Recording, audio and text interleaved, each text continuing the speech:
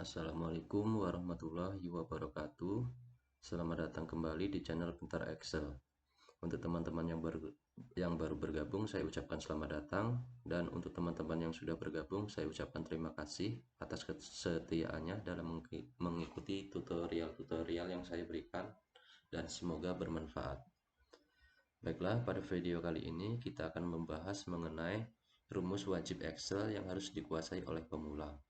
Kenapa saya bilang wajib? Karena dalam dunia kerja, kita nanti pasti akan ketemu dengan namanya data-data. Nah, data-data tersebut biasanya dibuat dan diolah menggunakan Microsoft Excel. Disinilah rumus-rumus ini kita aplikasikan.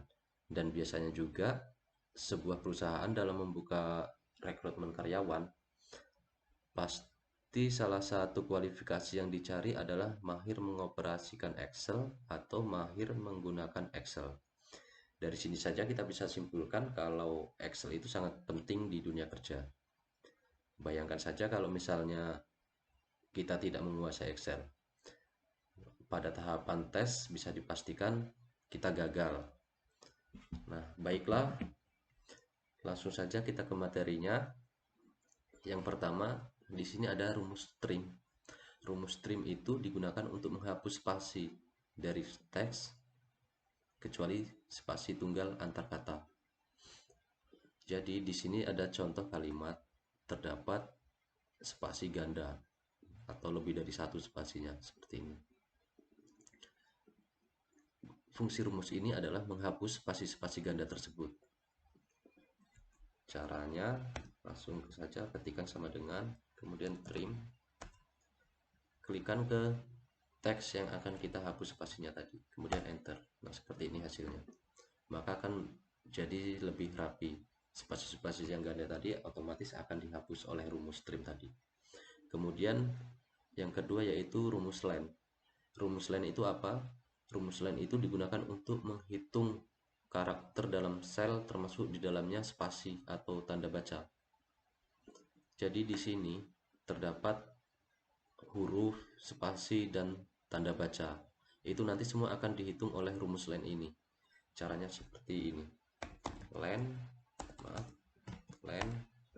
kemudian klikkan ke teks yang akan kita hitung jumlah karakternya itu tadi, kemudian enter. Nah, dari sekian kalimat ini karakternya itu hanya ada 59 termasuk spasi dan tanda bacanya. Kemudian yang ketiga yaitu rumus match. Match itu digunakan untuk mencari item yang ditentukan di dalam sel. Maksudnya di sini ada nama buah-buahan.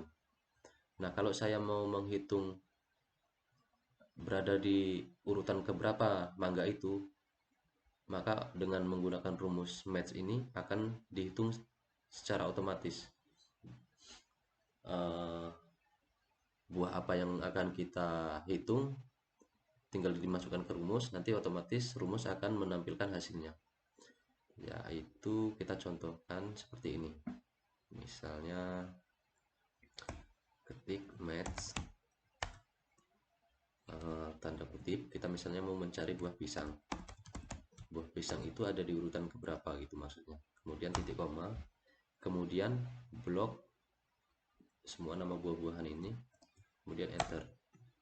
Maka otomatis buah pisang itu ditampilkan di nomor 9. Nah, seperti ini.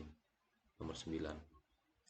Atau ada juga cara yang lebih simpel lagi tanpa kita harus mengetikkan objek-objek yang akan kita cari itu, yaitu dengan menggunakan data validation. Itu akan mempermudah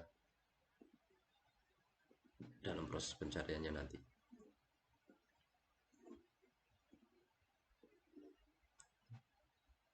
Ini rumusnya harus kita hapus.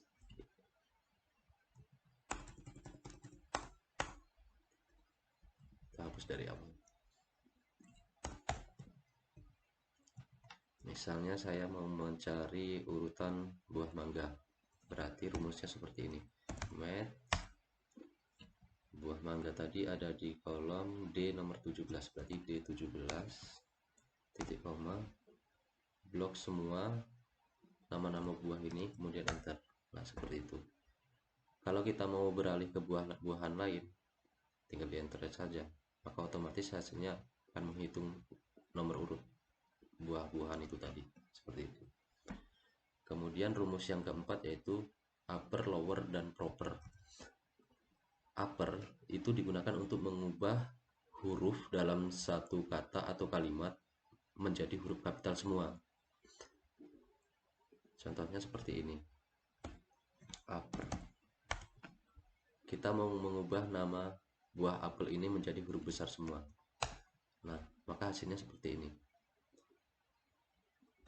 Kemudian lower. Lower itu digunakan untuk mengubah huruf dalam suatu kata atau kalimat menjadi huruf kecil semua. Kebalikan dari upper tadi. Caranya kita ketikkan saja lower, kemudian blokkan, satu aja.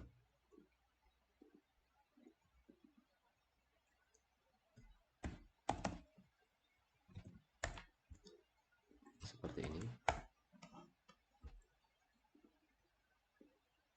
Nah, maka huruf-huruf awalan yang di sini tadi huruf besar semua, maka akan berubah menjadi huruf kecil semua. Seperti itu.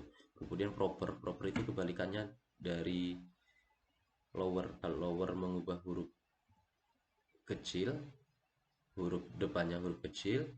Kalau proper itu mengubah huruf awalannya itu menjadi besar.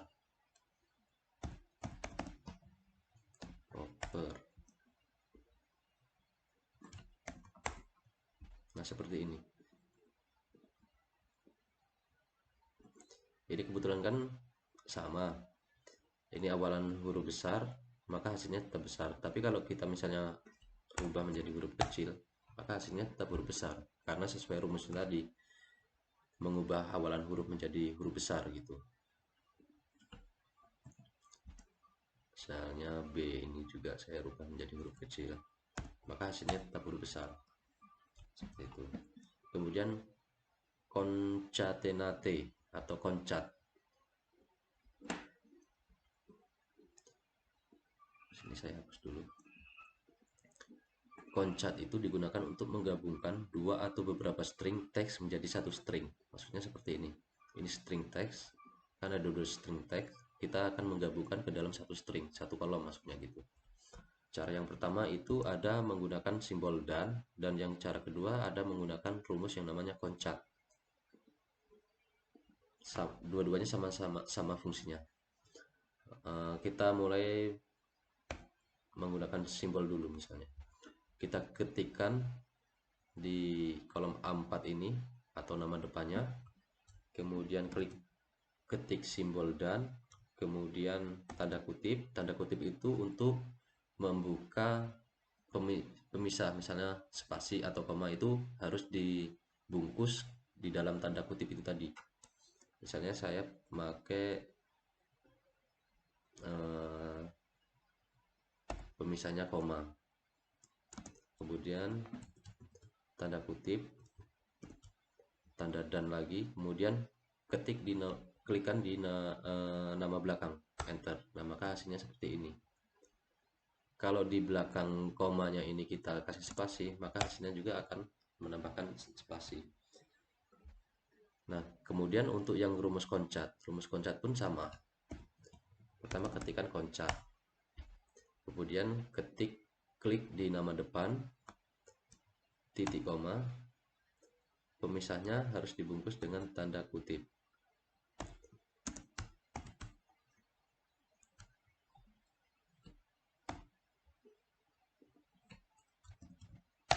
Nah, hasilnya akan sama.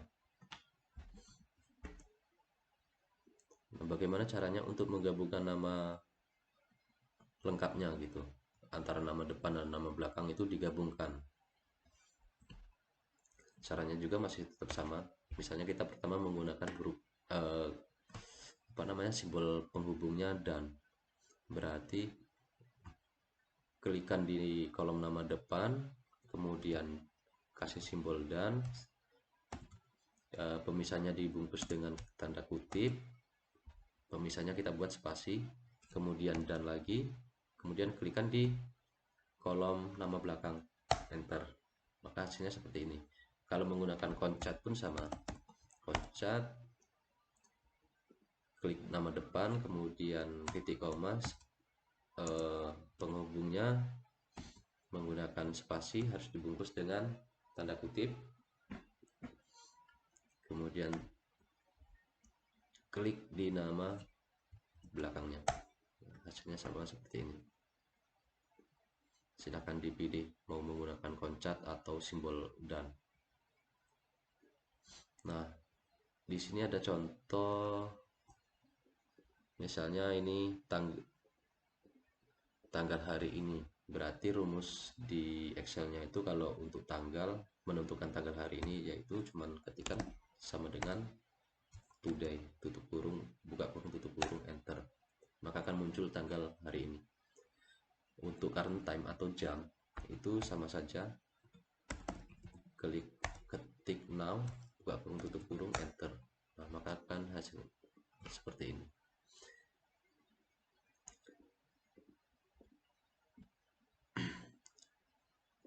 Nah, ini salah satu contoh menggabungkan dua string ini tadi menjadi satu string. Begitupun yang bawahnya. Di bawahnya ini format jam, yang atasnya format tanggal. Kalau kita baca seperti ini, sebelum dirubah formatnya ini kan kita nggak tahu ini tanggal berapa, terus ini jam berapa. Nah, untuk merubahnya agar terlihat mudah dibaca menjadi seperti di bawah ini, yaitu menggunakan rumus seperti ini. Pertama klikkan di sini A17, simbol penghubung,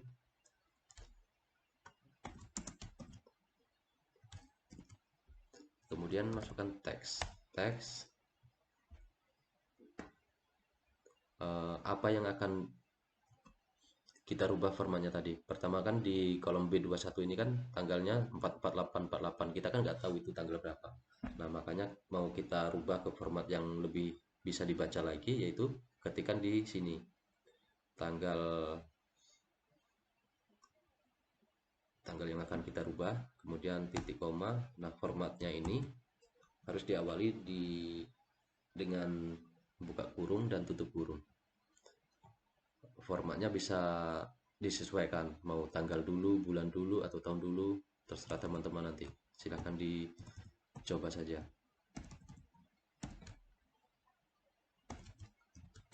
Nah, maka akan terbaca seperti ini, lebih mudah dibacanya dibanding yang ini. Kemudian yang untuk jam pun seperti itu. Kalau ini kan kita nggak bisa membacanya, caranya pun sama.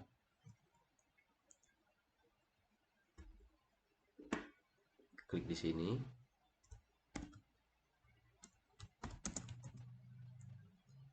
kemudian masukkan teks lagi, klik yang akan kita ubah formatnya. Formatnya itu pun sama, bisa dimulai dari jam dulu, menit dulu,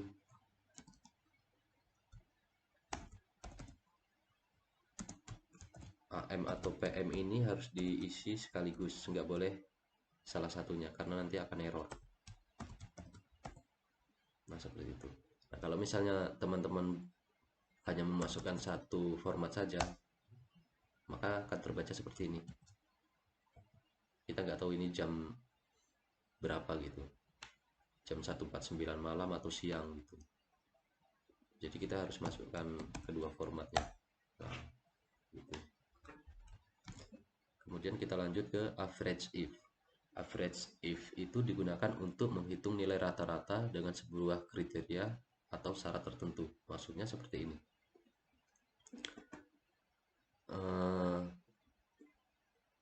Kita mau menghitung kuantiti dari buah-buahan ini dengan beberapa kriteria saja. Misalnya seperti ini. Average if kemudian blok semua nilai yang akan kita hitung, titik koma. Nah, berapa yang akan kita hitung rata-ratanya itu, misalnya di bawah 50 misalnya, maka nanti yang dihitung adalah nilai-nilai yang di bawah 50 saja, seperti ada 27. Coba kita cek.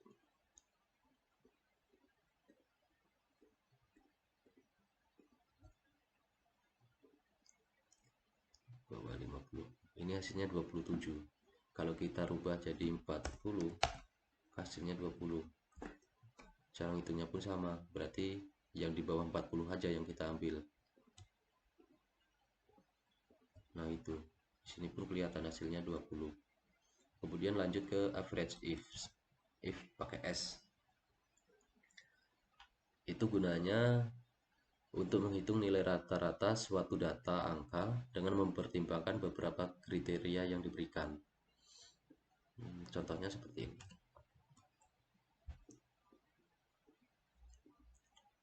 Kita buat data validation lagi biar lebih mudah.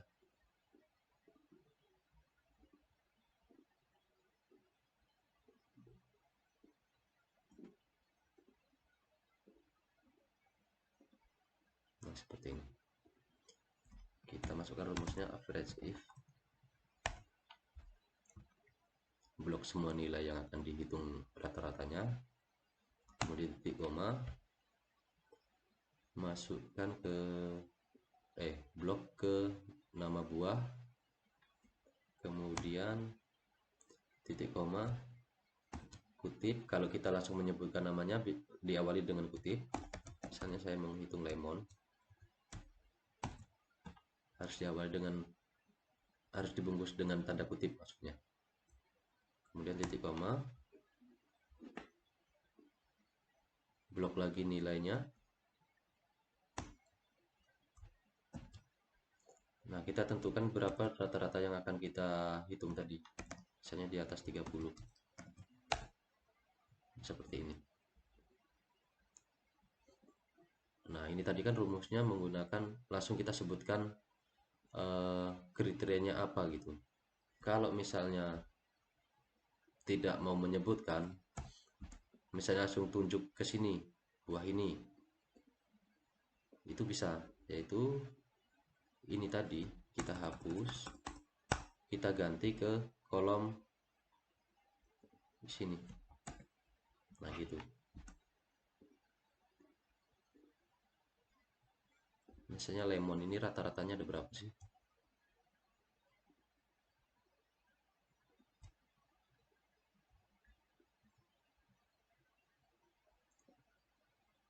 Ada 40 ini tadi. Kemudian con ini digunakan untuk menghitung nilai di dalam sel yang berisi angka. Dengan kata lain, apabila di dalam sel terdapat gabungan data antara angka dan huruf, maka yang akan dihitung hanya angkanya saja. Contohnya seperti ini. Di sini ada nama buah, terus angkanya, nama buah lagi, angka lagi gitu. Ini bisa dihitung menggunakan con, karena yang akan dihitung nanti cuma nilai-nilainya ini tadi. Untuk nama-nama buah ini nggak akan dihitung. Begitupun seperti ini. Untuk kolom-kolom kosong ini tidak akan dihitung, tetap yang dihitung adalah nilai-nilainya yang ada. Kemudian kalau misalnya kebalikannya, misalnya di sini ada nama buahnya saja tapi nilainya nggak ada, ini nggak akan terhitung karena sesuai rumusnya tadi kan, cuma dia menghitung angkanya saja, bukan menghitung hurufnya gitu. Coba kita praktekkan langsung. Pertama, langsung saja blok ke sini. Nah, seperti itu. Misalnya kita tambahkan lagi di sini nilainya, ada nilainya. Nah, maksudnya adalah dari 12 baris ini yang terdapat angka itu ada berapa baris, cuman ada berapa gitu. Nah, maksudnya di sini dihitung oleh rumus ini ada 7 dari 12 baris ini yang terdapat angkanya hanya 7 baris saja. Begitupun yang ini.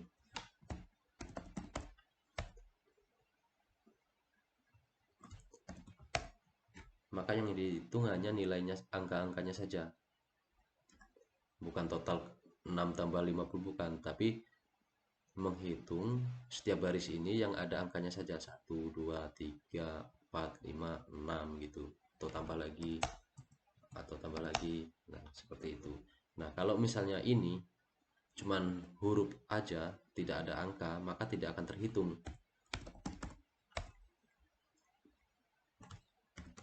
Nah seperti itu. Makanya untuk data berupa tulisan itu tidak akan terhitung oleh count. Tapi kalau di sini misalnya ada satu angka pun, dia akan terhitung. Seperti itu. Kemudian kita beralih ke count A. Count A itu digunakan untuk menghitung nilai di dalam sel yang berisi angka dan huruf atau salah satunya, namun tidak menghitung sel kosong. Nah ini sepertinya kebalikan dari count tadi. Coba langsung saja kita praktekkan. Sama dengan count A. Kita blok. Jumlah yang terisi dari kolom ini ternyata cuma ada 6 baris. Kemudian kolom sampingnya, di sini ada gabungan antara huruf dan angka. Maka yang dihitung gabungannya antara huruf dan angka itu tadi. Kalau yang count tadi kan cuma menghitung angka. Kalau yang count A ini menghitung semua yang ada di kolom itu. Nah, misalnya ini kalau di count A tadi kan nggak terhitung, tapi kalau di count A pasti dia terhitung.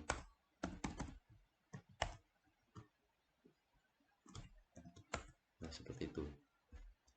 Kalau ini kosong, kosong saja tanpa ada karakternya di dalam situ, maka tidak akan terhitung. Oke, seperti itu.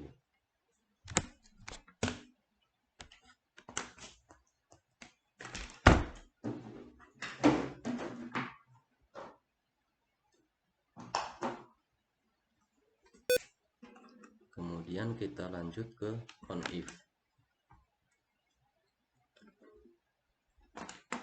CONIF ini maaf, ini harusnya diganti CONIF.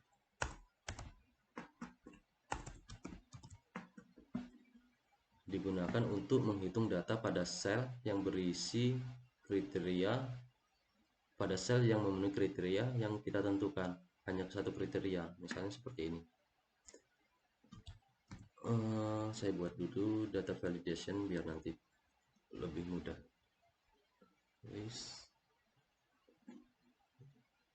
Di sini karena namanya ada yang double-double, maka saya pisahkan per buah aja di sini.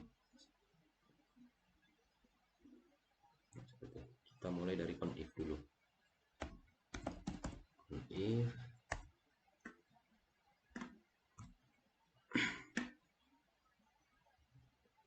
kita klik di sini. Misalnya apa yang akan kita cari, nama buah apa yang akan kita cari misalnya. Kalau cara pertama langsung diketikkan secara manual nama buahnya. Misalnya saya mau cari apel.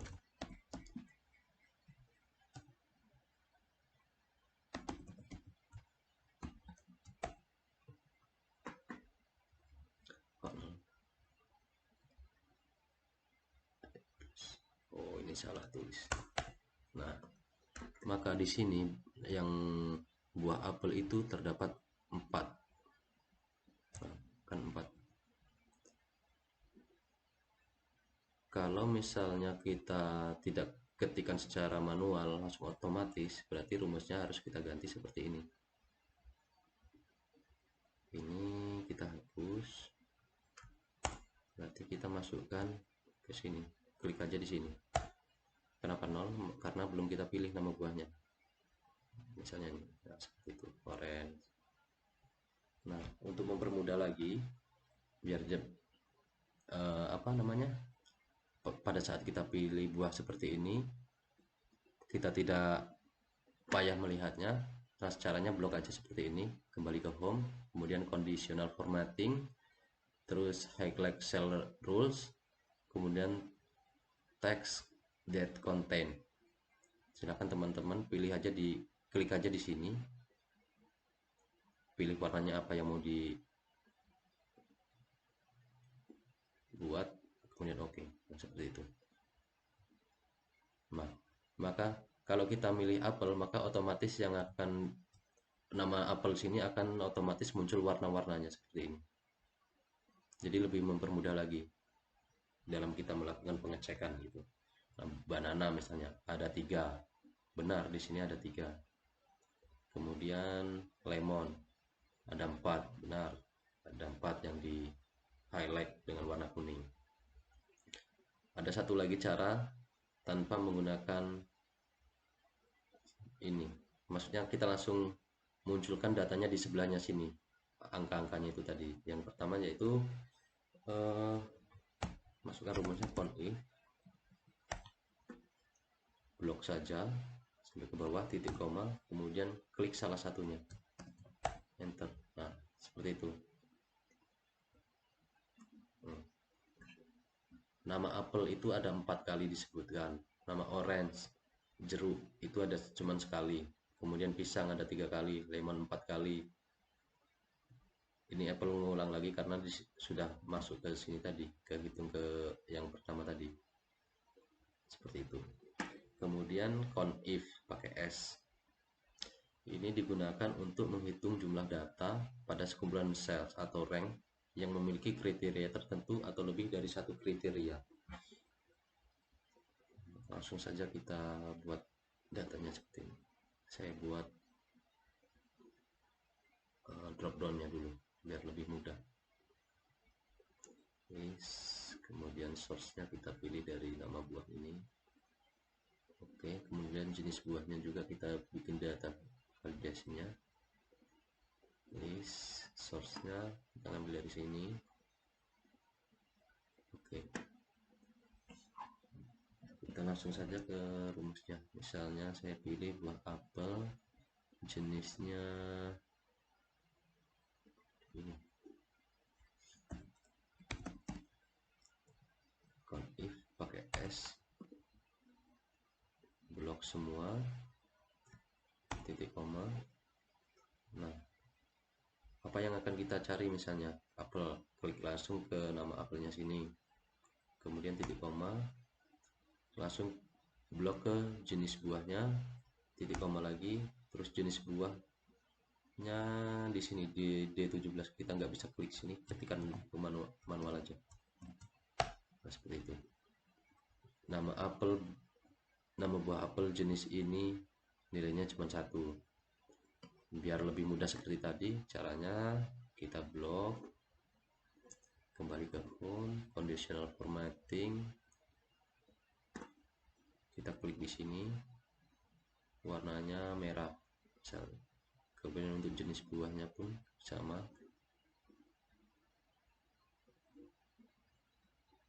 ketikkan di sini, misalnya warnanya hijau.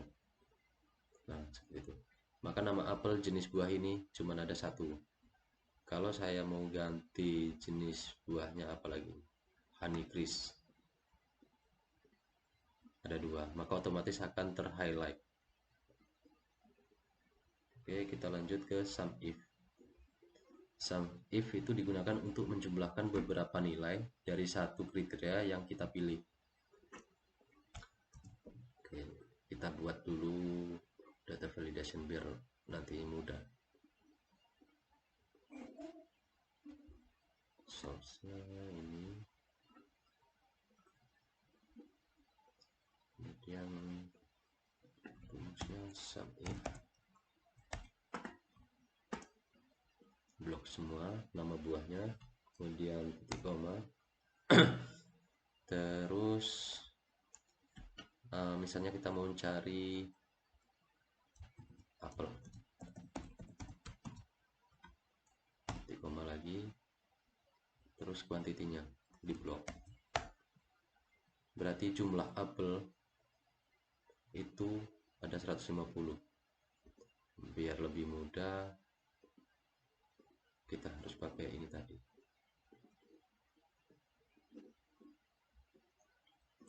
Conditional formatting.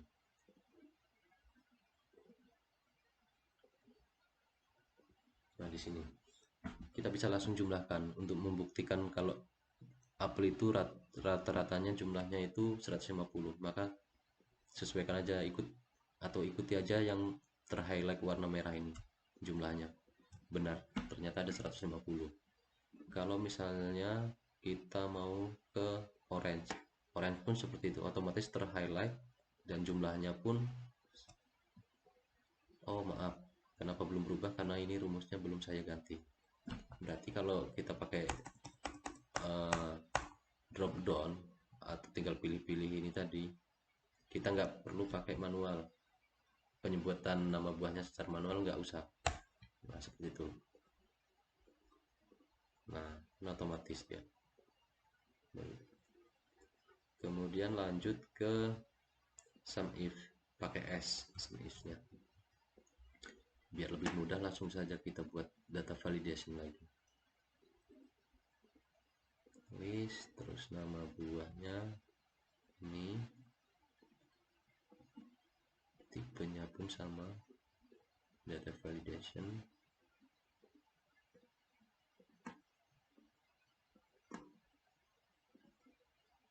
Oke. Rumusnya seperti ini. Sum if, jumlahnya berapa, di blok semua. Kemudian nama buahnya apa, blok semua. Kemudian apa yang kita cari tadi, nama buah kan, misalnya ini secara manual dulu ya, kita cek manual.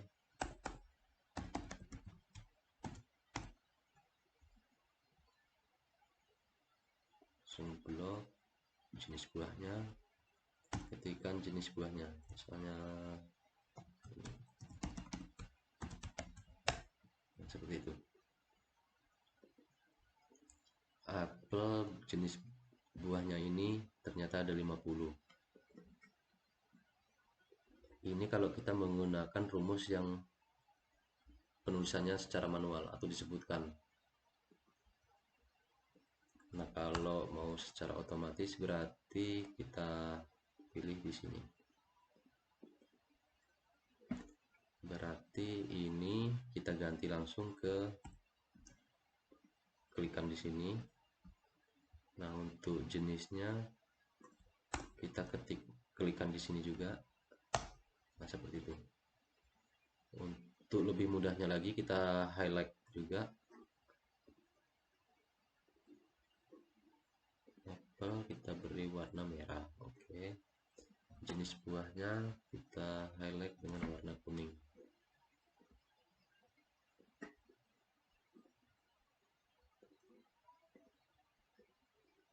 Nah, seperti itu. Untuk menjumlahnya kan lebih mudah dia.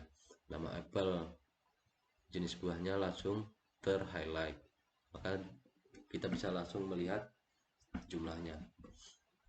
Kalau misalnya tidak pakai highlight seperti ini akan lebih sulit lagi kalau misalnya data kita banyak gitu kan.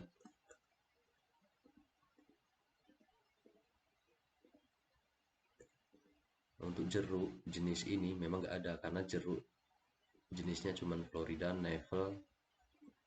dan Neville cuma 2. Kalau kita ganti ke Florida pasti ada isinya, atau ke ini.